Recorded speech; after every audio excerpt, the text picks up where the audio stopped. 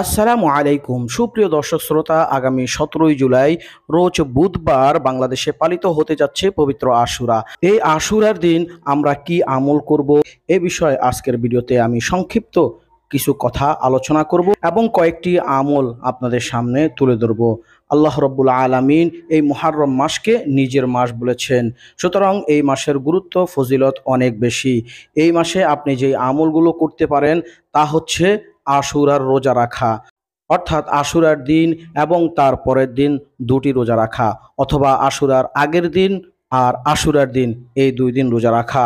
এই রোজা সম্পর্কে হযরত আবু কাতাদা রাদিয়াল্লাহু তাআলা আনহু থেকে বর্ণিত, রাসূল সাল্লাল্লাহু আলাইহি সাল্লাম বলেন, আমি আশাবাদী যে আশুরার দিনের রোজার উসিলায় আল্লাহ পাক বান্দার 1 বছরের গুনাহকে ক্ষমা করে দিবেন। সুবহানাল্লাহ।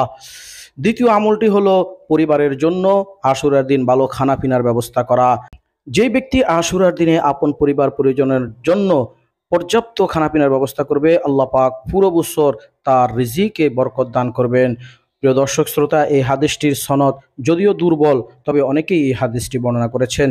তৃতীয় নম্বর আমল হচ্ছে আশুরার দিনে বেশি বেশি করে তওবা করা, কেননা এই দিনের তওবা আল্লাহ পাক কবুল করেন মর্মে হাদিসে এসেছে। নবীজি সাল্লাল্লাহু আলাইহি সাল্লাম বলেন, মুহররম মাসে এমন একটি দিন আছে যে দিনে আল্লাহ তাআলা একটি জাতির তওবা কবুল করেছেন এবং ভবিষ্যতেও অন্য অন্য জাতির তওবা কবুল করবেন।